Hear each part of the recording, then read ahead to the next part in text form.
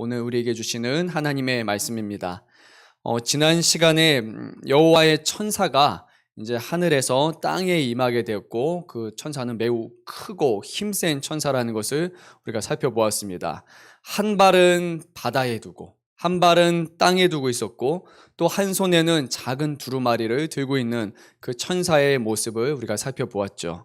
하나님께서는 사도 요한에게 말씀하셨습니다. 이 천사에게 가서 그 손에 있는 그 작은 두루마리를 취하라 라고 말씀하셨고, 그리고 그 천사에게 다가가니까 이 천사가 그 두루마리를 주면서 이것이 너의 입에는 달고 배에는 쓸 것이다 라고 그렇게 말씀을 전했습니다. 그런데 성경은 이 천사에 대해서 한 가지를 더 말씀하고 있습니다. 우리가 지난 시간에 살펴보지 않았지만 이 천사가 이 땅에 바로 내려와서 했던 가장 첫 번째 행동은 바로 그가 사자와 같이 큰 소리로 이렇게 부르짖는 것이었습니다.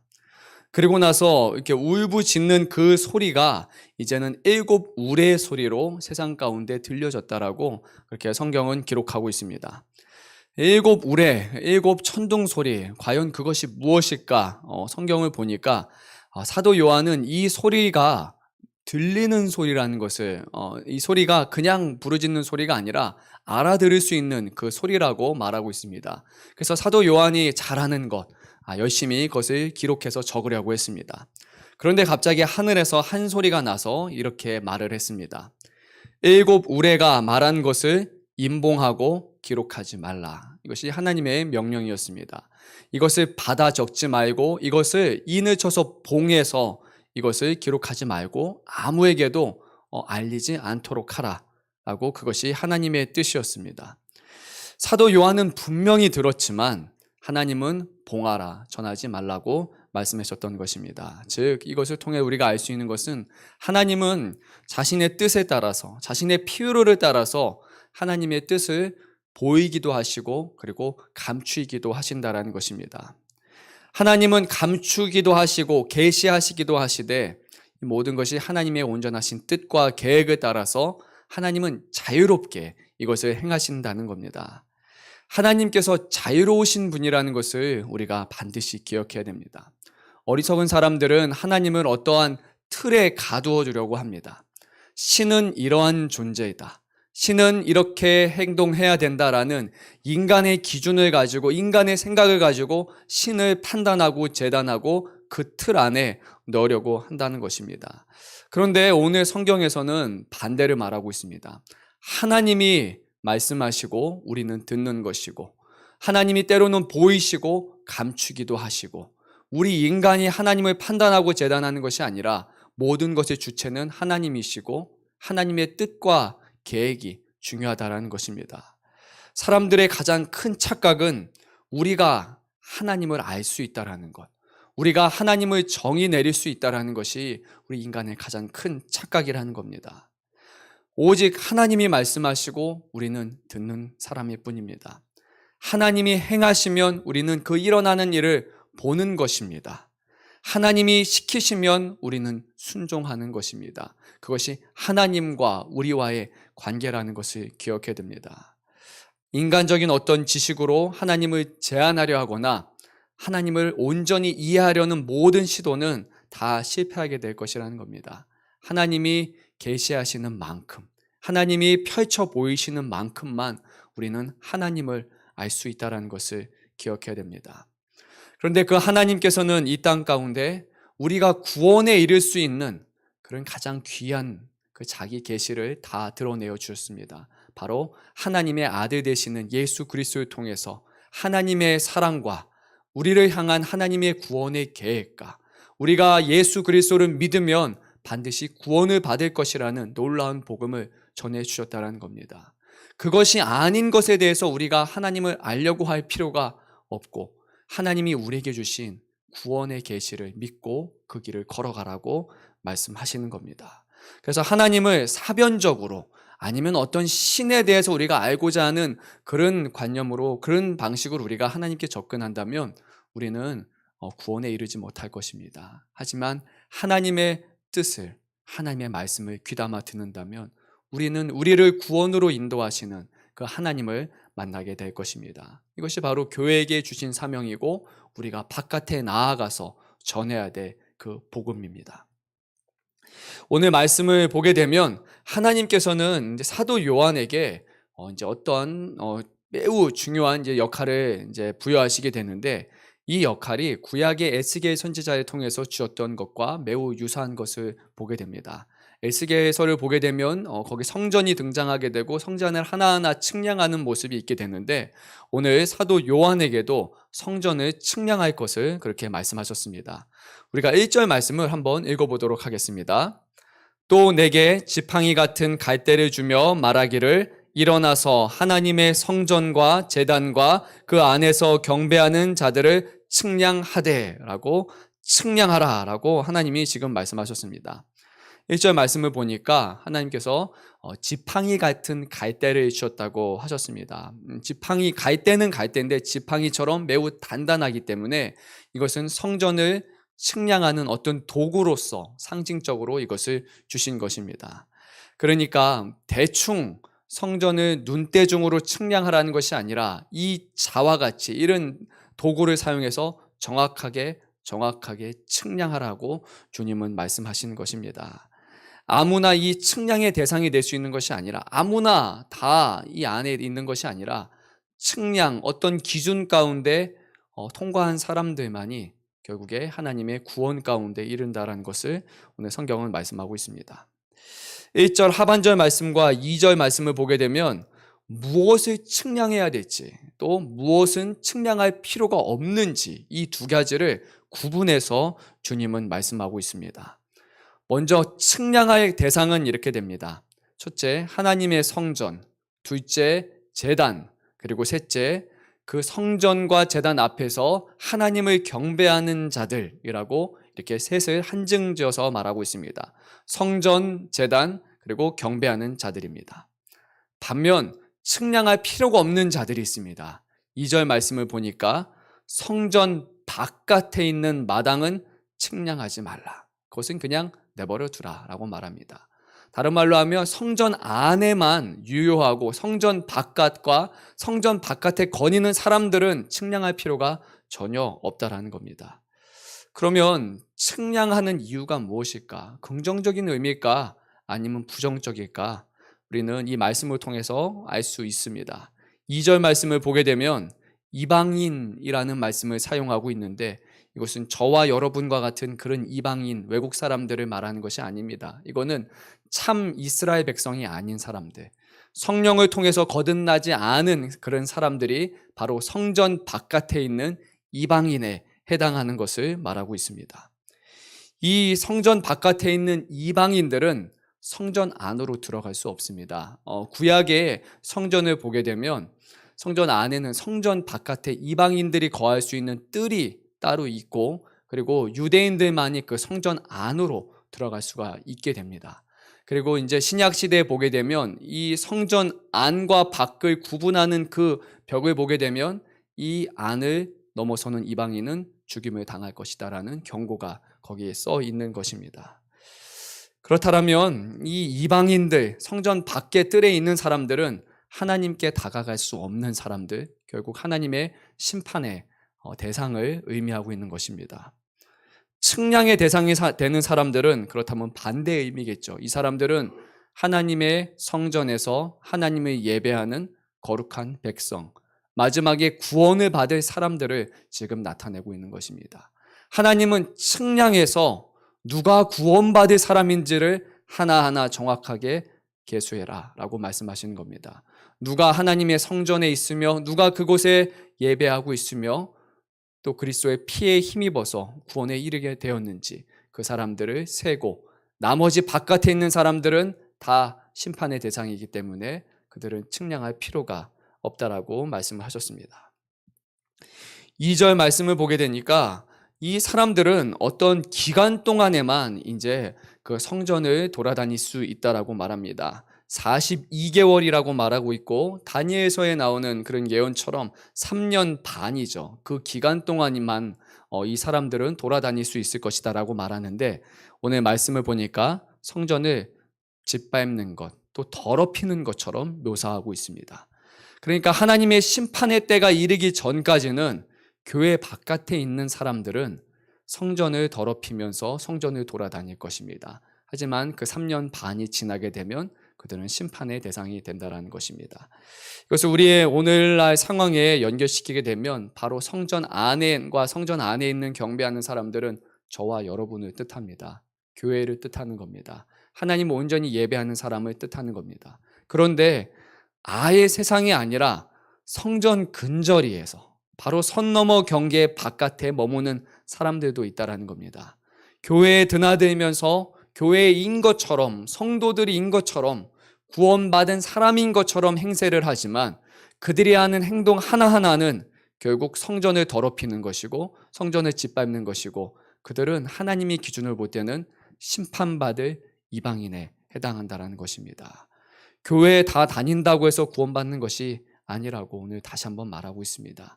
하나님의 성전 안에 머물러 있는가? 그곳에서 제단에서 하나님을 예배하고 있는가? 하나님을 정말 진정으로 경배하는 사람인가? 그러면 그 사람은 측량에 해당하는 사람이고 구원을 받게 될 것입니다. 하지만 성전을 드나들고 성전 입구 아니죠. 성전에 들어오긴 하지만 이방인들만이 들어올 수 있는 그 뜰에 거니면서 그곳에서 편안해하고 즐거워하는 사람들에게는 구원받은 것이라고 스스로는 생각하지만 하나님은 그들을 안중에 두고 있지 않다라는 것입니다. 우리가 성전 안에서 하나님을 경배하는 사람인지 성전 근처 바깥에서만 교회에 있으면 편하다 즐겁다라고 말할 뿐 하나님을 진심으로 경배하지 않는 사람인지 우리 스스로를 돌아봐야 할 필요가 있는 것입니다. 주님은 분명히 말씀하셨습니다. 지팡이와 같은 갈대로 측량하라 라고 말씀하셨습니다. 측량의 대상에서 떨어져 있는 사람이 된다면 그 사람에게는 다른 기회가 없이 심판의 대상이라는 겁니다. 오늘 이어지는 말씀을 보게 되면 이제 11장 말씀은 2명의 증인이 있을 것이라고 말씀을 하십니다. 주님이 이렇게 말씀하십니다. 내가 나의 2 증인에게 권세를 주리니 그들은 굵은 베옷을 입고 1260일을 예언하리라 라고 말씀을 하십니다. 3절의 말씀이죠. 자신의 2 증인이라고 말합니다. 하나님이 특별히 세우신 2 증인이 있다는 것이죠. 이들에게 허락된 시간 1260일, 바로 우리가 앞에 나누었던 얘기죠. 42개월에 해당하는 약 비슷한 시간이죠. 그 기간 동안에 이 2 증인을 통해서 바로 하나님의 능력을 전하는 일을 행하겠다고 합니다. 이들은 특별한 옷을 입고 있습니다. 굵은 베옷. 구약시대에 보게 되면 선지자들이 입었던 옷이거나 아니면 하나님의 죄와 하나님의 인간의 죄 그리고 그것으로 인해서 임박한 심판에 대해서 사람들이 회개할 것을 말하면서 굵은 베옷을 입으라고 말씀했는데 오늘 이 2 선지자, 2 증인들은 그 옷을 입습니다. 성경을 보게 되면 어떤 선지자는 옷을 벌거벗기도 하고 그리고 어떤 선지자는 진짜 죄인처럼 그렇게 어떤 시각적인 모습을 사용해서 바깥 사람들한테 보여주게 되는데 이 증인들 그리고 10절에서는 선지자라고 말하는 이 사람들은 굵은 베옷을 입고 지금 하나님의 임박한 심판 앞에서 애통하고 회개할 것을 지금 보여주고 있는 것입니다. 이 2 증인의 모습을 한번 보게 되면 6절에서 이렇게 말합니다. 첫 번째로 하늘을 닫아서 예언하는 그 기간 동안에 비가 오지 못하게 하는 그런 능력을 갖고 있으며 두 번째는 권능을 가지고 물을 피로 변하게 하고 세 번째 아무 때든지 원하는 대로 여러 가지 재앙으로 땅을 치리로다 하고 이렇게 말하고 있습니다. 혹시 생각나는 구약의 인물이 있습니까? 이 3가지 모습을 통해 비가 오지 못하게 하고 그리고 물이 피로 변하게 하고 그리고 여러 가지 재앙으로 땅에 임하게 하는 인물이 있죠. 누구죠? 모세 그리고 누굴까요? 가뭄을 일으켰던 엘리야. 2 증인은 이 둘을 가리키는 것입니다. 이 둘은 마지막 때가 되면 다시 올 것이라고 많은 사람들이 믿어왔던 그런 2 구약의 선지자입니다. 그리고 예수님께서 변화산에서 기도하실 때 거기에 임했던 2 사람이기도 하죠. 엘리야와 모세가 임했고 그리고 베드로가 그랬죠. 여기다가 초막 셋을 짓고 우리가 함께 삽시다라고 주님께 그렇게 말했던 것을 보게 됩니다. 이 두 증인은 엄밀히 말하면 모세와 엘리야가 다시 올 것이다라는 그런 것을 말하는 것이 아닙니다. 이 두 증인이 결국 상징하는 것은 이 땅에 있는 성전 안에 있는 그런 성도들의 역할, 그리고 세우신 교회의 역할이 이 두 증인의 역할을 이제는 해야 된다는 겁니다. 증인이고 선지자로서의 역할을 이제는 교회에게 주시겠다라는 그런 하나님의 말씀이라는 겁니다. 교회에게 주신 놀라운 능력이 있습니다. 무엇이든지 이 땅에서 너희가 매면 하늘에서도 매일 것이고 풀면 하늘에서도 풀릴 것이라는 그런 예수님께서는 말씀을 하신 것처럼 교회는 바로 이 세상 가운데 하나님의 복음을 전하는 능력을 그리고 권세를 주셨다라고 분명히 주님은 말씀하고 있습니다. 또 한 가지 성경이 묘사하고 있는데 바로 4절 말씀을 보게 되면 두 감람나무와 두 촛대에 대해서 말씀하고 있습니다. 아마 요한계시록 가장 첫 시간이었던 것 같은데 그 앞부분의 시간에 이것에 대해서 말씀을 드렸습니다. 이 촛대는 결국에는 스가랴 4장을 보게 되면 거기에 이제 감람나무와 촛대라는 내용이 나오게 되는데 촛대는 7교회 그리고 이 땅에 있는 모든 교회들을 지칭하는 것입니다. 하나님의 모든 교회와 성도들을 상징하고 그리고 촛대를 통해서 세상에 보여주고 드러나는 그 빛은 바로 참빛이신 예수님의 그 빛을 우리가 세상 가운데 증거해야 되는 것을 의미하는 것이죠. 즉 예수님에게 말씀하신 것처럼 너희는 세상의 빛이라 라고 하신 말씀이 바로 이 두 증인 그리고 이 땅의 교회의 역할이라는 것을 다시 한번 말씀하고 있습니다. 두 감람나무 아마 이단들이 자주 사용하는 표현입니다. 박태관이었나요? 하여튼 네, 이렇게 보통 내가 감람나무다라고 말하는 그런 이단들이 한국의 역사 가운데 많이 있어 왔는데 그 감람나무는 어떤 한 명의 대상을 의미하는 것이 아닙니다. 구약을 보게 되면 이 감람나무는 그 안에서 기름을 만들어낼 수가 있습니다. 그리고 이 기름을 통해서 등잔에 이제 불을 밝힐 수 있게 되는 것이죠. 여기서 말하는 것은 하나님의 교회는 결국 세상에 끊임없이 그 빛을 드러낼 수 있도록 감람나무의 기름을 통해서 바로 이 일을 할 수 있게 하신다라는 그런 상징적인 의미가 있는 것입니다. 그리고 스가랴서 4장 6절을 보게 되면 결국 이 기름을 공급하시는 이가 누구신지에 대해서 말씀하고 있는데 제가 이 말씀을 마지막으로 읽도록 하겠습니다. 스가랴서 4장 6절 말씀입니다. 그가 내게 대답하여 이르되 여호와께서 수룹바벨에게 하신 말씀이 이러하니라. 만군의 여호와께서 말씀하시되 이는 힘으로 되지 아니하며 능력으로 되지 아니하고 오직 나의 영으로 되느니라 라고 말씀하셨습니다. 즉 이 기름을 공급하시는 이는 바로 성령이시라고 말씀하시는 겁니다. 교회는 우리의 힘으로 되는 것이 아니고 우리의 능력으로 되지 않는다라고 주님이 말씀하셨고 오직 거룩하신 성령님의 도우심 가운데 참빛 되시는 그리스도를 증거하는 증인의 삶을 살아갈 수 있다라고 주님은 말씀하셨습니다. 그리고 이 기간 동안에 온전히 교회는 세상 가운데 하나님의 보호하심을 경험할 수 있을 것이라고 말씀하셨습니다. 5절 말씀 끝으로 읽겠습니다. 5절 말씀입니다. 만일 누구든지 그들을 해하고자 하면 그들의 입에서 불이 나와서 그들의 원수를 삼켜버릴 것이요 누구든지 그들을 해하고자 하면 반드시 그와 같이 죽임을 당하리라. 아멘. 하나님의 교회는 오랜 시간 동안 이 세상 가운데 있어 왔습니다. 그런데 굴곡이 없었던 적도 없고 그리고 재앙이 늘 있어 왔고 세상 가운데 많은 핍박이 있어 왔습니다. 그런데 2000년이 지난 지금까지도 하나님의 교회는 온전하게 지속되고 있습니다.